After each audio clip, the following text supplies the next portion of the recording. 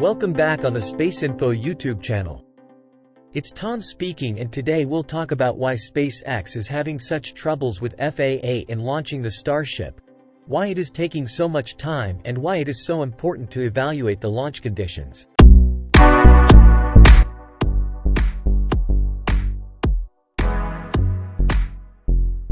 Before starting, don't forget to subscribe to this channel and activate the notification bell.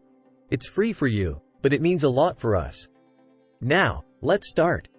Maybe you remember that day.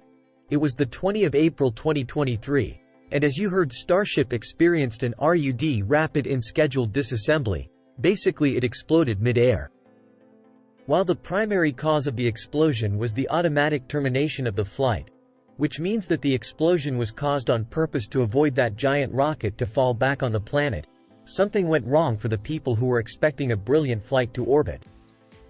Indeed, as they say at SpaceX, everything after the pad clearance was just icing on the cake, which means that the purpose of the test was actually testing the performances up to few seconds after liftoff, as we will describe in a dedicated video explaining why it is so important to do so. On the other side, the Federal Aviation Administration doesn't see the thing in such simple terms. Let us know if you want a dedicated video about what they do in aviation and space. By the way, FAA aims to grant two things: safety of flight and airworthiness. What does this mean? They work as an investigative agency to reconstruct what went wrong on the flight and why it was terminated in that way in order to raise the level of safety and apply all the regulations. For a normal rocket launch, their approval is mandatory. You cannot decide on your own when your Starship can lift off from the pad. So if during normal activity you must comply with their rules to grant safety of flight and to the environment around the site, this is much more true if something went wrong previously. That's why now FAA is much more conservative in allowing Starship launches. Let's go more into details. It was only on September 8 that FAA has closed the SpaceX Starship Super Heavy mishap investigation. From that, we understand that the final report cites multiple root causes of the mishap and 63 corrective actions SpaceX must take to prevent mishap reoccurrence. Corrective actions include redesigns of vehicle hardware to prevent leaks and fires, redesign of the launch pad to increase its robustness, incorporation of additional reviews in the design process, additional analysis and testing of safety-critical systems and components including the autonomous flight safety system, and the application of additional change control practices. From then, SpaceX must have implemented all corrective actions that impact public safety and apply to receive a license modification from the FAA that addresses all safety, environmental and other applicable regulatory requirements prior to the next Starship launch. Do you now understand why it requires such a long time? Let us know what's your opinion about this. Could SpaceX and FAA be faster? Our opinion about this is simple. Safety comes first and cannot be sacrificed, particularly if people will be on board that rocket in the future. Since that notification, SpaceX worked hard and relentlessly to prepare the next Starship launch. On October 31, finally FAA concluded the first part of its review, the safety section. The agency issued a brief statement noting this portion of the assessment, describing the safety review as being focused on issues that affect public health and safety of property. So what's left? Environmental threats. Now stop just a moment and move from environmental threats to online threats.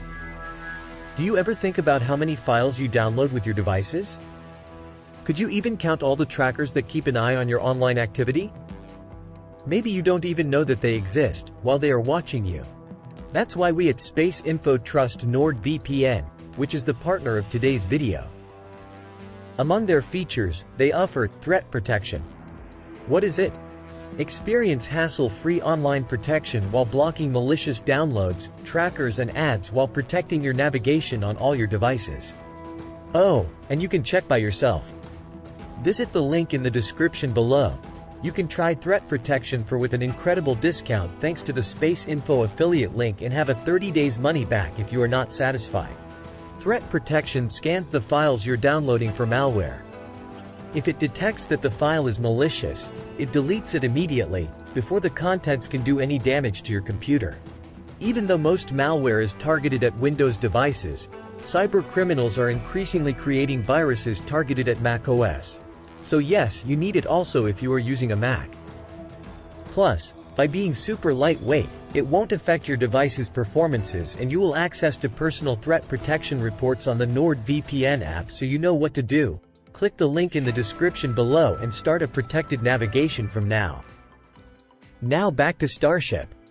Safety is a complex discipline. In this case, it consists of evaluating the applicant's safety organization, system safety processes, flight safety analysis, and quantitative risk criteria for launch, re-entry, and vehicle disposal. On the other hand, environmental review is being done in partnership with the U.S. Fish and Wildlife Service. This review started on the 5th of October, but the full process and discussion between the FAA and the FWS may take up to 4 months, even though no one thinks that it will require such time. Luckily, it will be divided into 2 steps. Firstly, formal consultation between the 2 agencies where they share information about the proposed project and the species or critical habitat likely to be affected. Secondly, a biological opinion which usually includes conservation recommendations to further the recovery of listed species, and it may also include reasonable and prudent measures, as needed, to minimize any take of listed species. The most important question is now open: when will we see Starship fly again? William Gerstenmaier, responsible for the flight reliability at SpaceX, wrote a statement to a Senate subcommittee clearly saying that they are prepared to conduct Starship's second integrated test flight as soon as the end of this month, pending only FAA license approval, which includes the reviews of supporting agencies, highlighting how the vehicle has been ready to fly since mid-September. Without gentle words, he stated how the current regulatory process is not keeping up with the pace of innovation, particularly because NASA's Human Landing System program is waiting for Starship full development for the Artemis 3 mission, when humans will land on the surface of the Moon, again. To sum it up, the picture is clear as well as the reason why flight testing the Starship is taking longer than thought.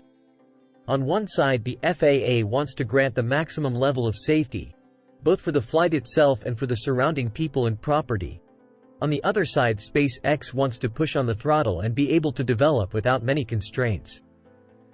As often happen in space and aviation, when these 2 aspects drive towards a common goal, which is flying a safe and reliable vehicle, results are optimal under both aspects.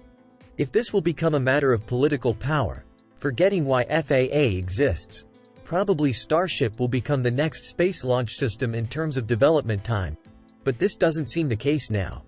That's all for today. Again, thanks for watching until now, and don't forget to subscribe to our channel. See you in the next video.